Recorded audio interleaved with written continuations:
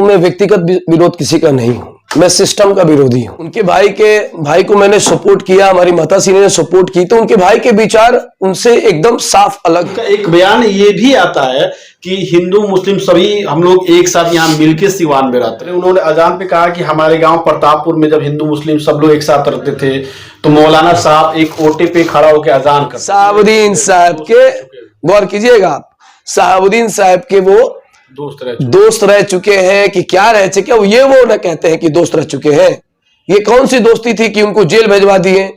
ये कौन सी दोस्ती थी कि उनको उनके खिलाफ सरकारी गवाह? मुसलमानों के लिए आज का सबसे बड़ा तकलीफ दे बीजेपी पार्टी को जरूरत पड़ी कि मैं चुनाव, अगर विधानसभा तो जीत नहीं पा रहा हूं, कोऑपरेटिव का अध्यक्ष का चुनाव है, तो फिर उन्होंने वही शरण लिया। तो देखिए, ये जीते जी साहबुद्दीन साहब के जीते काल में तो नहीं हुआ, अब वो इंतकाल कर गए, अल्लाह उनको जन्नत दे, फिर उनके परिवार से जुड़ गए। ये तो मुसलमान सोचेगा, यहाँ का सीवान का मुसलमान, कि कहा जाता है कि कोई गाली देता है उसके बाद भी उसको वोट कराया जाता है। ये कट्टरपंथी लोग, ये आरएसएस के लोग, ये बीजेपी के लोग, अब हम मुसलमानों को सजेशन देंगे। इतनी दिन तो बुरी नहीं आई है कि अब इनकी भी सजेशन लिया जाए कि कौन मजबूत है कौन बुरा। आपने अल्पसंख्यक सम्मान कौम की बात की, तो सोशल मीडिया पे ऐसे तमाम सवाल आप पे भी खड़े हो रहे हैं कि जिस कौम की आप बात करें उस कौम के पूर्व सांसद मोहम्मद शहाबुद्दीन, उनकी पत्नी को नहीं बुलाया इस कार्यक्रम में, इस पे भी सवाल खड़े हो रहे हैं।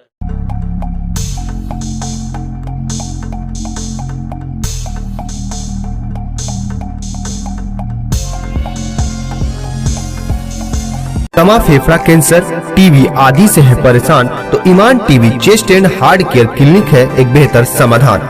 संपर्क करें डॉक्टर आजाद आलम से, centre point Chakia road, Siwan.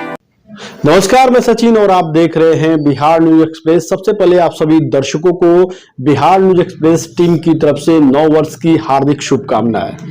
बता दें कि सीवान में जब से रघुनाथपुर विधानसभा के पूर्व प्रत्याशी चर्चित क्रिकेटर मोहम्मद कैफ उर्फ बंटी ने अल्पसंख्यक सम्मान समारोह कराया है, तब से सीवान की राजनीति गरमाई हुई है। अल्पसंख्यक सम्मान समारोह में रघुनाथपुर विधानसभा के पूर्व प्रत्याशी मोहम्मद कैफ उर्फ बंटी ने रघुनाथपुर विधानसभा के जो पूर्व प्रत्याशी हैं, बीजेपी के कद्दावर नेता है मनोज सिंह पे भी निशाना साधा था, और इसके बाद से मनोज सिंह का भी बयान सामने आया है। तो इन सारे मुद्दों पर बातचीत करेंगे कि आखिर सीवान में राजनीति कैसे गरमाई, क्या कुछ मोहम्मद कैफ और बंटी का कहना है। तो हमारे साथ आज मोहम्मद कैफ और बंटी हैं, सीधे इनसे बात करते हैं। और बंटी जी, बिहार न्यूज एक्सप्रेस में आपका स्वागत है। सबसे पहले नव वर्ष के मौके पर रघुनाथपुर विधानसभा समेत सीवान की जनता को क्या कुछ कहेंगे? देखिए, सबसे पहले तो पूरे देशवासियों को, बिहार वासियों को और सीवान वासियों को और मेरे अपने विधानसभा रघुनाथपुर 108, मैं उन सभी लोगों को तहे दिल से 2024 की, नया साल की बहुत बहुत शुभकामना देना चाहता हूं। नए साल से पहले अल्पसंख्यक सम्मान समारोह करा के आपने विस्फोट कर दिया है, जिस तरह से मनोज सिंह पर आपने निशाना साधा है। फिर से मनोज सिंह का बड़ा बयान आया है कि जो मोहम्मद कैफ बंटी जो उभरते नेता हैं, जो आज मेरा विरोध कर रहे हैं, कभी वो भी मेरी भव्य को अविश्वास प्रस्ताव जब लगा था नगर परिषद में, तब उन्होंने समर्थन दिया था। देखिए, मैं जो विरोध कर रहा हूं, मैं व्यक्तिगत विरोध किसी का नहीं हूं, मैं सिस्टम का विरोधी हूं। और अंदर की मजबूती ही असली मजबूती होती है, जैसे सलूजा गोल्ड TMT सरिया, क्योंकि सिर्फ यही है 24 कैरेट गोल्ड की तरह असली स्टील से बना, जो दे आपके निर्माण को बेमिसाल मजबूती अंदर से। सलूजा गोल्ड TMT सरिया, गारंटी असली स्टील की, गारंटी मजबूती की। ये जो चीजें हैं वो बहुत पहले आनी चाहिए, थोड़ा लेट से आई, मैंने स्टार्ट कराया, और वो वहां से विधानसभा से चुनाव लड़ चुके हैं, तो मेरे प्रतिद्वंदी तो है ही हैं, तो कहीं से ना कहीं तो हमको वो घेरने की कोशिश करेंगे। लेकिन सबसे बड़ी चीज है कि आपने एक चीज देखा होगा कि उनके भाई को मैंने सपोर्ट किया, हमारी माताश्री ने सपोर्ट की, तो उनके भाई के विचार उनसे एकदम साफ अलग है। वो आरएसएस माइंडेड के हैं, मनोज सिंह राष्ट्रीय सेवा संघ के माइंडेड के हैं, विश्व हिंदू परिषद के माइंडेड के हैं, जो साफ तौर पे मुसलमानों के विरोधी हैं। ये भाषाएं जो होती है मुसलमानों की विरोधी भाषा है। इनकी वजह से मैं और उनके विचार, जो उनके छोटे भाई उनके विचार पूरे सीवान की एक एक जनता जानती है, उनसे बेहतर है, उनसे मजबूत भी है और वो हर जात के सम्मान की बात करते हैं। इस वजह से मैंने उनका सपोर्ट किया और करना भी चाहिए, क्योंकि हर समाज की बात हम करते हैं, मुसलमानों की बात तो करते ही हैं, लेकिन जहां कट्टरपंथी होगी वहां तो मैं उनका विरोध करूंगा ही करूंगा उनके। लेकिन भाई का मैं सारे सिवान के वार्ड पार्षद से लेके हर लोग उनका समर्थन दिया और वो समर्थन के लायक थे, मैंने इसलिए समर्थन दिया। अगर फ्यूचर में कभी वो भी मुसलमानों के खिलाफ जाएंगे तो मैं उनको भी खिलाफ बोलूंगा, लेकिन मुझे उम्मीद है कि वो बहुत सुलझे वाले नेता है और बहुत ही अच्छे अपनी बातों को रखते हैं, इसलिए और वो एक अच्छे इंसान भी है। तो इस वजह से हमारे परिवार और सारे मुसलमान के, मैं ही क्या बहुत सारे मुसलमानों ने उनको सपोर्ट किया, तो इस वजह से उनको सपोर्ट किया गया। तो राजनीतिक प्रतिद्वंदिता है मनोज सिंह से, व्यक्तिगत संबंध? देखिए, व्यक्तिगत संबंध जब तक अपनी उनकी भाषाओं में सुधार नहीं होगी, व्यक्तिगत संबंध कैसे अच्छे हो सकते हैं? लोग कर ले उससे हमको कोई लेना देना नहीं है। और उनको उन्होंने बहुत आपके माध्यम से जान रहा हूं मैं कि उन्होंने क्या क्या ये बातें कही है। मैं उतना डीपली तो अभी देखा नहीं हूं, लेकिन मैं जो भी वो बातें कही हैं, मैं चाहूंगा कि आप वो सवाल करें, मैं उनका जवाब दूं। जैसे आपने जब अल्पसंख्यक सम्मान समारोह करा रहा था तो कई मीडिया चैनल को अपने इंटरव्यू में कहा कि उन्होंने आसाम पे आवाज उठाया, टोपी पे आवाज उठाया, एनआरसी पे आवाज उठाया, सीए पे आवाज उठाया, आपने इस तरह के स्टेटमेंट दिए। लेकिन उनका एक बयान ये भी आता है कि हिंदू मुस्लिम सभी हम लोग एक साथ यहाँ मिलकर सिवान में रहते हैं, तो इस पे क्या कुछ कहेंगे? पूरे बीजेपी लिखता है कि सबका साथ सबका विकास, तो वही वो यूज कर रहे हैं। जैसे 15 लाख का एक जुमला है ना, वही जुमला को यूज कर रहे हैं कि बोलने में क्या जाता है, कहने में क्या जाता है। तो बीजेपी के आरएसएस के लोग यही करते हैं, बोलने उनके कहने में क्या जाता है। 15 लाख दे रहे थे, 2 करोड़ लोगों को रोजगार। 100% जॉब गारंटी के साथ नौकरी पाने का आपका सपना होगा पूरा, क्योंकि डिफेसेट एकेडमी आपको देने जा रहा है ये मौका। Associated with UGC and AICTE approved university. इस एकेडमी में MSBTE से ADIS कोर्स कराया जाता है। हमारे सभी सफल छात्र बड़ी कंपनियों में कर रहे हैं जॉब। एकेडमी में हो चुकी है नए बैच की शुरुआत, तो फिर देर क्यों, आज ही संपर्क करें। हमारा पहला ब्रांच रामराज्य मोड़ सिवान, दूसरा ब्रांच बुटनी मोड़ VIP टाइल्स के समीप स्टेशन रोड मैरवा और तीसरा ब्रांच कमल मार्केट भगवान बाजार छपरा है। दे रहे थे तो ये भी हिंदू मुस्लिम का भाई करके क्या कौन सा नया बात कर लिए, तो ये इन लोगों का प्रोपगंडा है। और जो चीजें हैं जैसे हमारे लोग को जो इन्होंने ये अपशब्द कहा, गालियां दी कि टोपी में कहा मैं जब पिछले कई सालों का इनका वीडियो है, ये मैं नहीं कह रहा, उनका वीडियो कह रहा है, स्टेटमेंट है ये।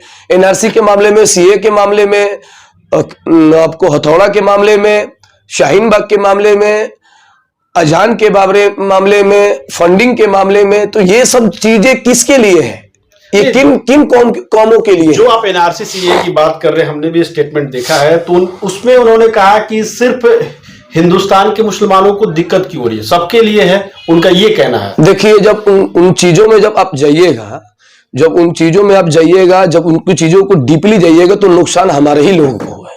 अजान की आप बात कर रहे हैं, उन्होंने अजान पे कहा कि हमारे गांव प्रतापपुर में जब हिंदू मुस्लिम सब लोग एक साथ रहते थे तो मौलाना साहब एक ओटे पे खड़ा होकर अजान करते थे। देखिए, उस वक्त जमाना नहीं था, हमारे यहाँ फोटो खिंचवाना मना है। बात को समझिए, हम जो कह रहे हैं जी। वो जानते तो है नहीं, हमारे यहाँ फोटो मना है, मना है। जी। लेकिन बिना फोटो के आप हज भी नहीं कर सकते हैं, क्योंकि पासपोर्ट साइज का फोटो पासपोर्ट में लगेगा ही लगेगा। वक्ती तौर पे ये सब चीजें जरूरी है कि अपने बातों को पूरे लोगों तक पहुंचाया जाए। अजान का मतलब क्या है? चलो नमाज की तरफ, इबादत की तरफ।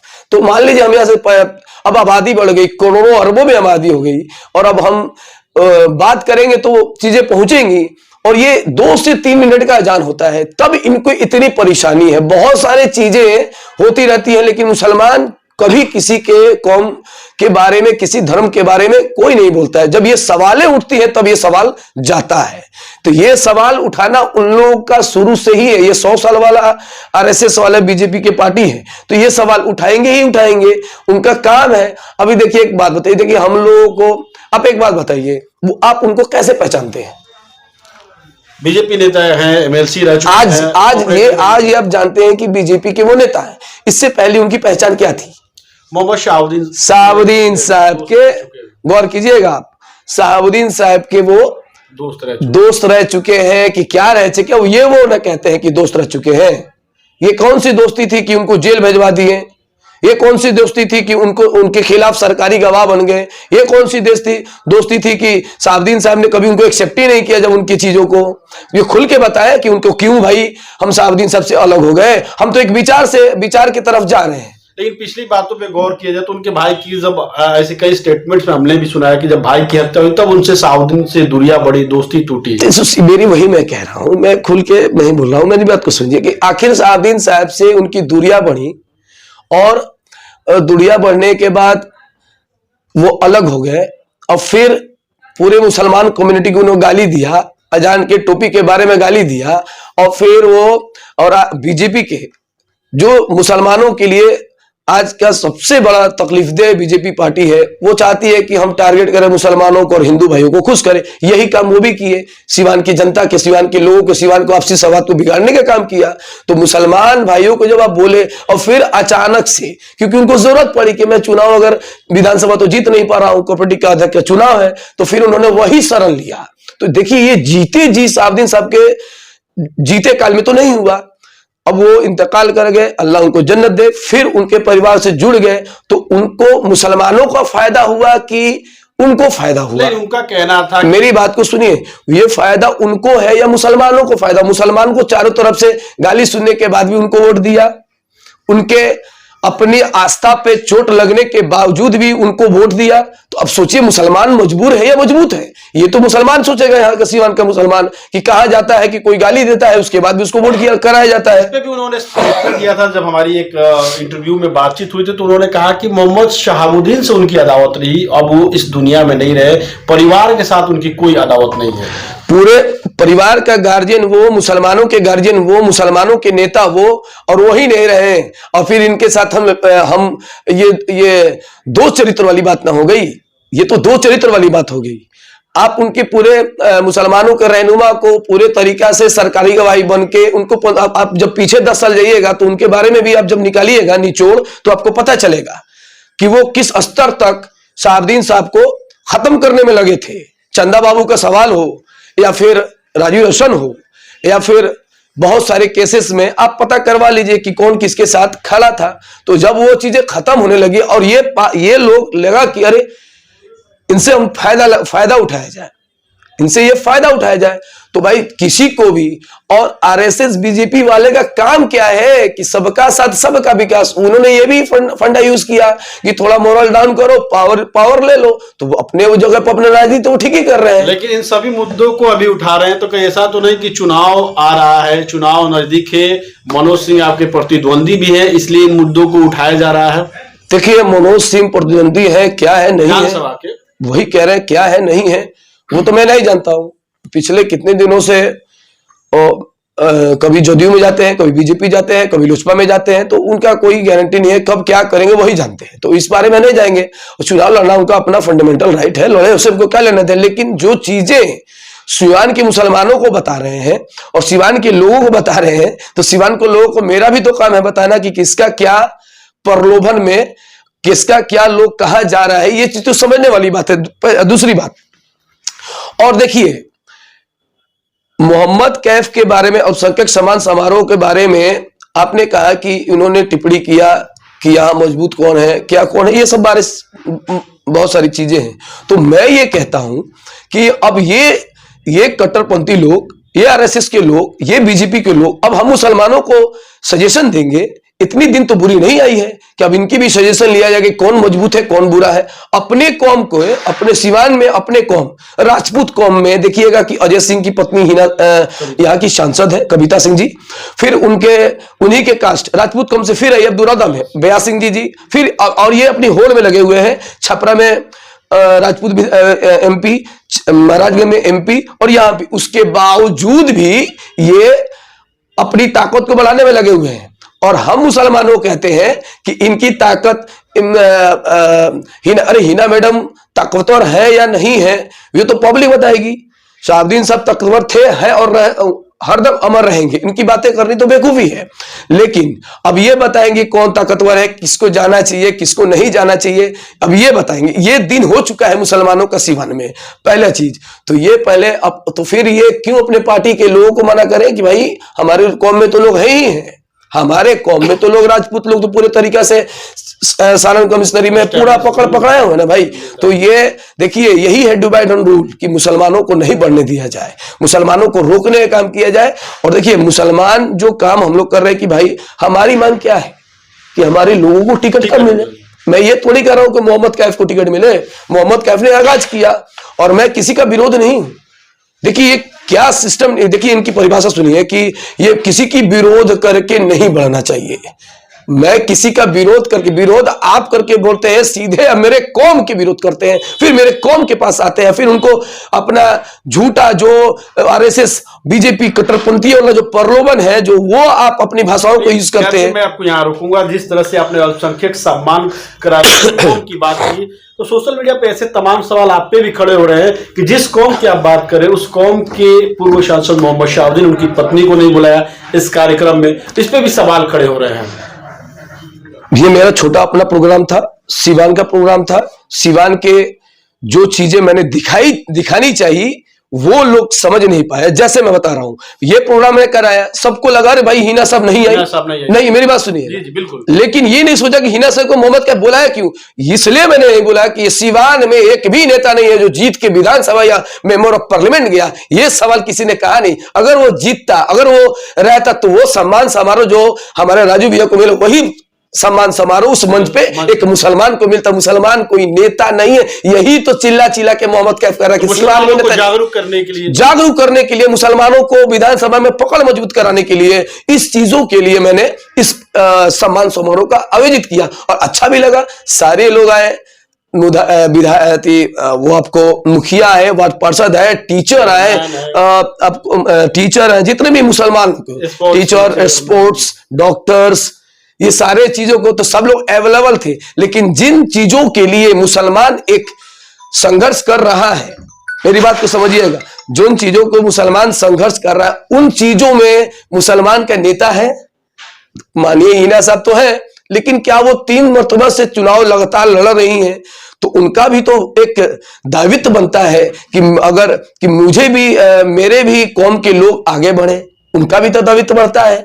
तो ये सब चीजें हैं, तो उनका वो अब कब किसके पीछे खड़ी होती है तो उनका वो मसला है। लेकिन मैं कौन होता हूं किसी को बोलने वाला, बढ़ाने, मेरा अपना सोच है, मैं अपनी सोच के साथ आगे बढ़ रहा हूं। मैं उनकी खिलाफत करके आगे नहीं बढ़ रहा हूं। लाहौल वाला कुव्वत की मैं किसी के खिलाफत करूं, मैं जो मेरे विरोध में है, जो मुझे बोल रहे हैं उनको बोलने दीजिए। जब उनको समझ होगी कि अरे भाई सही बोल रहा है यार, सिवान में 8 विधानसभा, 8 विधानसभा में एक भी मुस्लिम विधायक नहीं है, तो हम है कहां। 70-75 सालों से सिर्फ आप वोट दीजिएगा, आप पे भरोसा कौन करेगा। जब आप विधानसभा चुनाव लड़िएगा, जब आप लोकसभा चुनाव लड़िएगा, तब ना आप पे लोग भरोसा करेगा, तब तो पता चलेगा कि हिंदू लोग भी आपको सेकुलरवादी है। जो लोग आपको हटा देते हैं, जो आपके दिमाग में बैठा देते हैं कि भाई मुसलमान नहीं लड़ सकता है, नहीं जीत सकता है। तो जिन परिस्थितियों में मुसलमान 2010 और से चुनाव लड़े,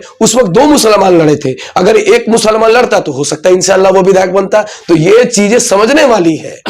मेरा जो भी मेरे फेसबुक ट्रेंड में विरोधी है या फिर मैं उनको विरोधी नहीं बोलता, मैं उनसे इंस्पायर होता हूं। मेरे हर वक्त वो मुझे मजबूती की तरफ लेके जाते हैं। मान लीजिए उनसे अगर वो चीजें अगर नहीं नहीं सीखता तो मेरी जज्बा कैसे, तो विरोधियां होने लगती हैं। अब देखिए ना, एक अल्पसंख्यक समारोह किया, पूरे बिहार चारों तरफ से फोन लगे, बहुत सारी चीजें, तो ये क्या है?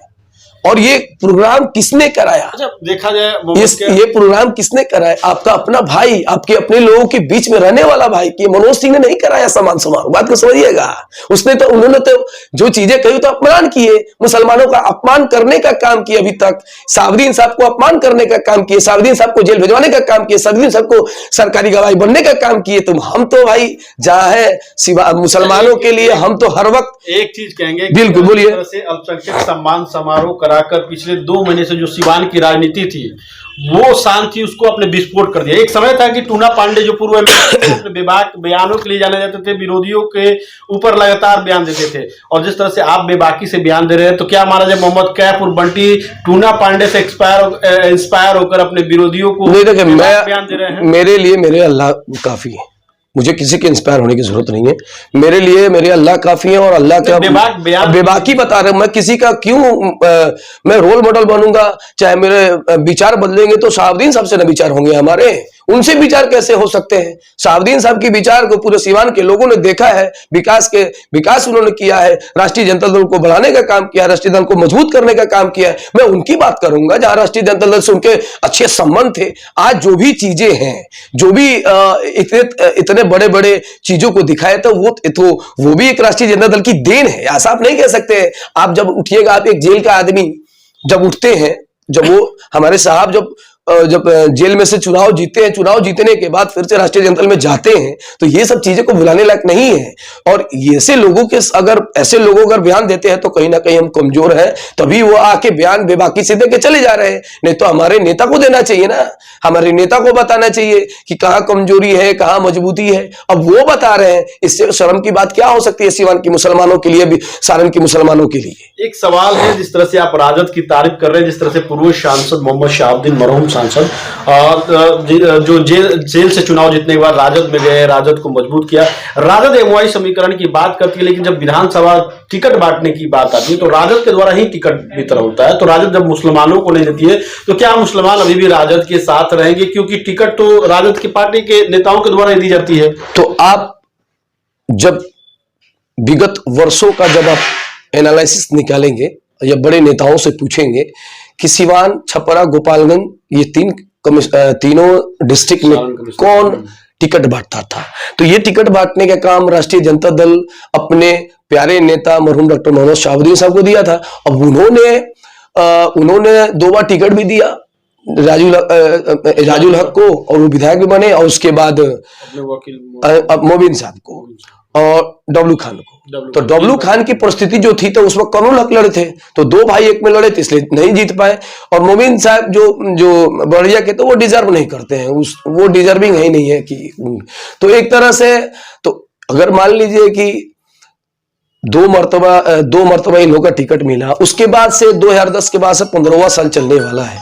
तो ऐसा थोड़ी है कि भैया अगर आप जो मानसिकता लोगों के जहन में बैठा कि भाई मुसलमान नहीं जीतेगा, तो इन चीजों से तो उभर के तो आना ही पड़ेगा, तभी तो आपकी मजबूती बढ़ेगी और सम्मान समारोह में आपको इज्जत मिलेगा, क्योंकि आपके यहाँ तो नेता है ही नहीं है, और जो है वो सिर्फ। अच्छा, आप एक बात बताइए कि जो चीजें हो रही हैं सिवान में और जो चीजें दिख रही हैं, क्या सिवान का मुस्तकबिल वैसे जाएगा?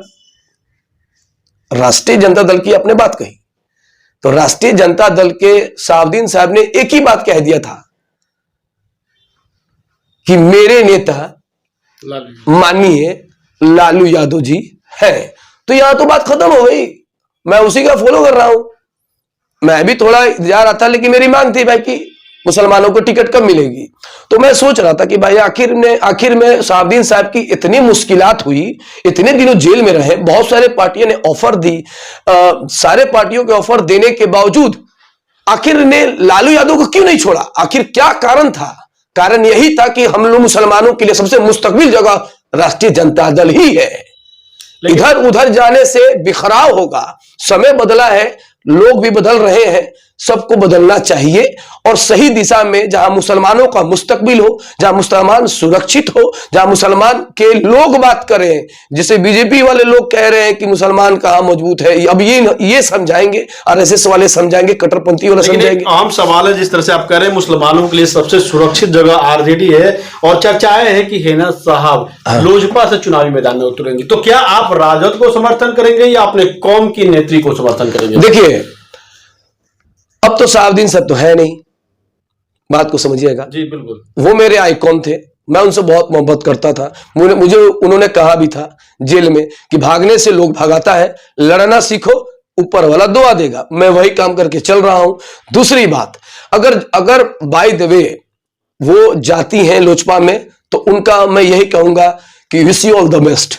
लेकिन मैं इंडिया के साथ रहूंगा, इंडिया को मजबूत करूंगा, बीजेपी को हराने की बात कहूंगा, बीजेपी से लोगों को बचाने की बात कहूंगा, बीजेपी जो तोड़ने की पूरी देश की कोशिश करे उस चीज को नाकाम करने की कोशिश करूंगा। चलिए, हमारे चैनल के माध्यम से जो भी दर्शक आपको सुन रहे थे उन्हें क्या कुछ मैसेज देना चाहिए? मैं सभी जो सचिन जी का चैनल है बिहार न्यूज, मैं उन सभी को जो श्रोतागण इस वीडियो को देखेंगे, मैं उनसे कहूंगा कि पहले मजबूर नहीं मजबूत बनिए और ये 2024 में इंशाल्लाह एक मजबूत वाला सरकार बनाइए, जहां आपसी सौहार्द हो, जहां भाईचारगी हो, जहां अमन हो, जहां मोहम्मद सल्लल्लाहु अलैहि वसल्लम की बातें हो, पूरे उनकी जो बातें को जन जन तक पहुंचाया जाए कि मोहम्मद सल्लल्लाहु अलैहि वसल्लम की बातें का यही मतलब था कि जहां सारे लोग, सारे जितने भी हिंदू मुस्लिम सिख ईसाई और भी कितने लोग हैं, सबको एक सम्मान चलने की बात हो, बराबरी में बैठने की बात हो, वो सरकार को लेके आए। ऐसी सरकार को लेके नहीं आए जहां कंट्रोवर्सियां पैदा हो, जहां हिंदू मुस्लिम की ज्यादा बात हो, जहां छोटे कास्ट को कोई तवज्जो ना मिले, जहां गरीब गुरजा कोई इज्जत ना मिले। अडानी अंबानी तो कोई बन सकता नहीं है, लेकिन ये देश गरीबों के देश है, ये देश किसानों का देश है, ये देश युवाओं का देश है। मैं यही कहूंगा कि आप अपने भविष्य आप खुद चुनिए कि आपको जाना कहां है, आपको रहना कहां है, किसके साथ रहना है, कौन आपको देखता है, कौन आपको मजबूत करता है। तो मैं फिर से कह रहा हूं 2024 मंगलमय हो, सभी के लिए मंगलमय हो और आपसी सौहार्द बना रहे। जय हिंद, जय भारत। तो आपने सुना मोहम्मद कैफ और बंटी, जो रघुनाथपुर विधानसभा के पूर्व प्रत्याशी हैं, चर्चित क्रिकेटर हैं, और किस तरह से बेबाकी से हमारे सवालों का जवाब दिया। ऐसी छोटी बड़ी तमाम खबरों के अपडेट के लिए आप बने रहें बिहार न्यूज।